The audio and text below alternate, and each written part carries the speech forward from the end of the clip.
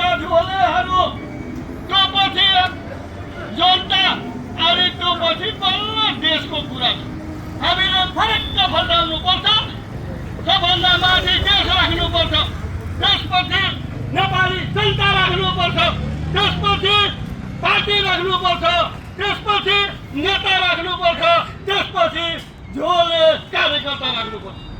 यसरी हामीले उल्टाउनुपर्छ, परिवर्तन गर्नुपर्छ। सबै कुरामा हामीले उल्टाएनौँ भने हामी यो त भ्रष्टाचारीको कुनै न्याय कहीँ छैन, कुनै अफिसमा कुनै पनि विधिमा यो देश चलेको छैन। हामीले विधिको शासन बनाउनको निम्ति यो सबै परिवर्तन गर्न जरुरी छ। परिवर्तन आमूल गर्नु छ, उल्टाउनु छ भन्ने कुरा सबैले आत्मसात गरौँ। यही निवेदन गर्दै म मेरा दुई शब्दहरू यहाँ स्थगित गर्न चाहन्छु। यहाँहरू सबैको जय होस्, कल्याण होस्। यहाँहरू सबैलाई नमस्कार, धन्यवाद।